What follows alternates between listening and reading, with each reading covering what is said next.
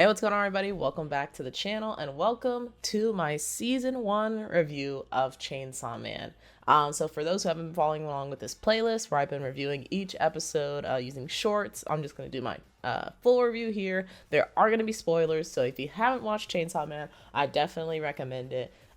It's definitely, especially for the ladies out there, give it a chance. Give it a chance. Give it a few episodes. Let it grow on you. Denji can be a lot, which I will get to, but I definitely do think it's worth the wait. All right, so to dive into this review, I definitely have to talk about Denji right off the bat, because as I said in the first few episodes of my shorts review of each individual episode, I was saying how Denji, he was kind of the one holding back the series for me a little bit. And there was one specific characteristic of his that made me cringe. I wouldn't say it was like a hard cringe, but it was like, ugh, like why? And it's the fact that he is a 16-year-old pubescent boy. Which wait, let me explain. It's not his age really. It's more like his state of mind, his mental state, where he literally his only thoughts are about food, which I can relate to, and then about sex. By the way, did I mention this was a mature anime? This is a mature anime for those who are not aware. But yeah, it's food and mainly sex. And like I get it, there are people think about that all the time. Like people go out and do that kind of stuff. We see it in movies, TV, anime all the time.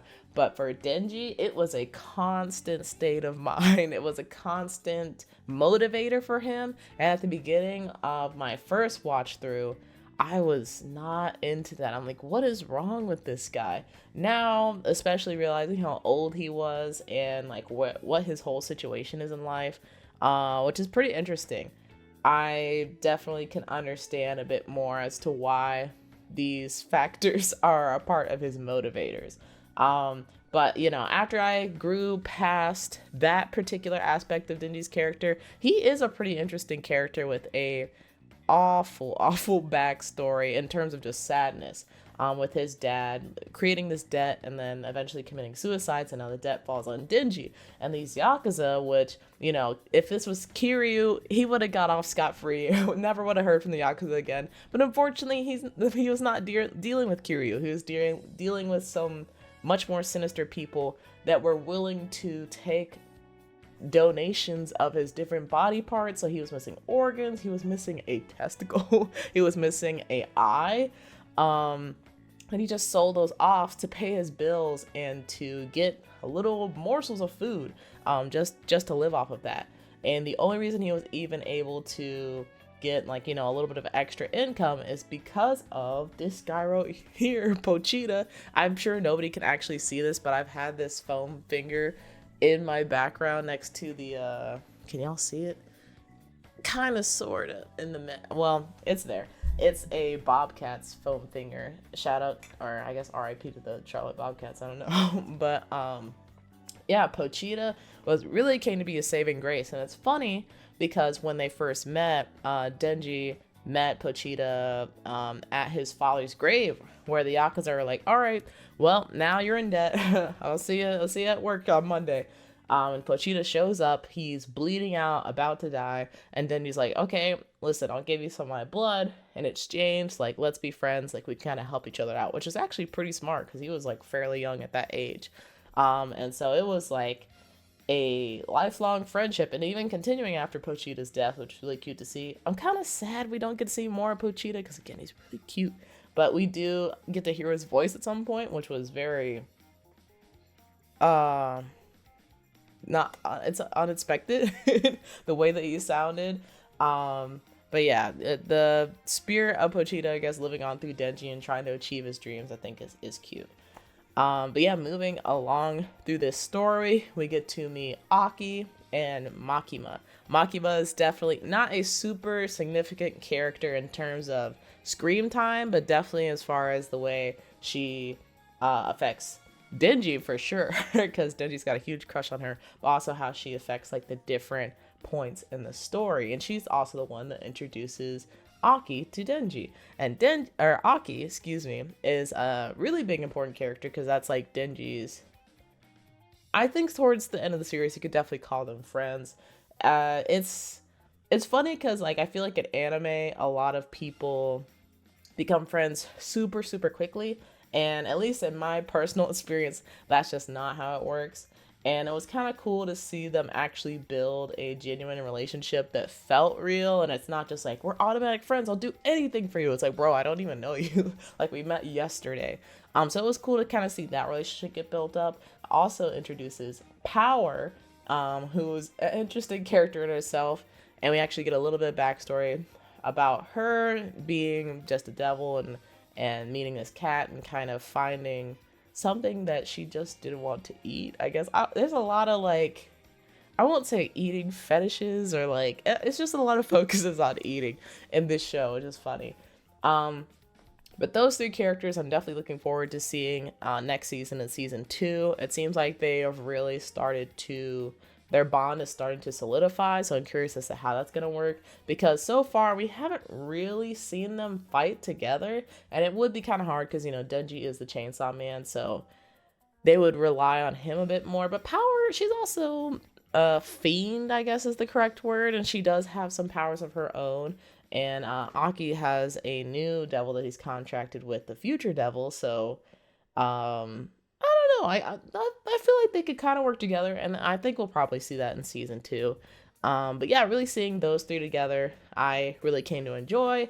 And one more person to add to this list of friends, at least temporarily, was Himino. Himino, she's also a pretty interesting character where it's kind of unfortunate we hear more about her after her death. But I actually really came to like Himino after she died, which is pretty messed up. But yeah, Himino, she got into devil hunting. I don't know if they ever revealed the reason why, but she got into devil hunting. She was talking to her family about it through letters that she's like, you know, if something happens to me, like give these letters to Aki, just to kind of, so I guess he knows her a little bit better. Or I guess no, her sister felt that he would want to see Himino's letters. But anyway, she's writing these letters to her sister saying like, you know, devil hunting's kind of getting dangerous. And I think she probably wrote one of those letters after the hotel incident where they fought the Eternity Devil, and she literally was like, "Take Denji, please kill him. We don't need that. We just want to live." So, you know, definitely a lot of turbulent things happening with her. But she's writing these letters telling her sister like, "Hey, things are not working out. I think I want to go private. Like, I don't want to be in this situation anymore. Like, this is really dangerous work." And I guess she kind of found more value in her life and trying to live her life instead of like risking it every day fighting these devils that they don't even get publicly recognized for. Not that you have to, but you don't get a whole lot for being a devil hunter. Outside of, I guess, just the satisfaction of knowing you probably saved so many people's lives. And so she's writing about this and she's saying like, you know, I kind of want to take Aki with me. Like, I think there might be some way to convince him, so I'm going to try. And we actually do see that moment earlier in the season where Himino does talk to Aki about going private. He's like, "Are you kidding me? Like, no, we're trying to fight the gun devil. So, like, we can't do that private. We need to stay right where we are in the Division 1, I think it's called. Which, that was a mistake. But, that was a mistake. And so, yeah, after we see the katana devil, I think that's what they call it. It's so confusing because like this, when I rewatched it for the series, I watched it in dub, and the dub subtitles call him the samurai sword man. But I think his actual name is the katana devil, or at least that's, you know, his monster name. I don't even know what the lady that he's with, what her name was. I feel like she was kind of just there. As a villain, I didn't really feel her impact so much as I did the Katana Devil. But yeah, they come into the picture, and Himino basically sacrifices her life to use the Ghost Devil and hopes that the Ghost Devil can beat the two of them. Never did not work out that way, so there was a lot of losses there in that fight, and all of this happening because of the Gun Devil, which we don't really we never even see the Gun Devil. We don't really go too deep into like what the Gun Devil could do, but we do feel the Gun Devil's influence throughout the series because the attack on or is it Sector 6? It might be Sector 6. The attack on Sector 6, all those people that had guns in Japan, which I did point out in my review, is like pretty unusual because Japan is like really tight with their gun laws, unlike in America. They were able to get those guns because of the contract that they made with the Gun Devil. And so I'm kind of hoping next season, I don't know, they, at the end of the final episode, Makima's saying that the pieces of the Gun Devil that they have has got so big that it's finally floating towards the main body.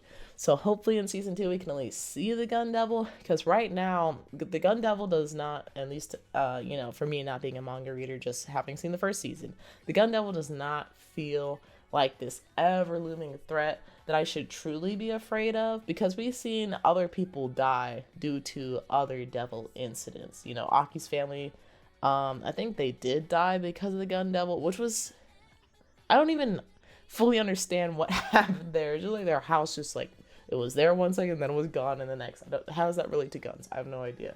But we saw that happen to Aki, and outside of that, we've seen other people be attacked by other different kinds of devils that seem like they could be potentially just as bad, but it's like the Gun Devil has this mystique around. I was like, oh, the Gun Devil. Oh. So I just want to see why people are so afraid and like convince me as to why the Gun Devil should be a threat.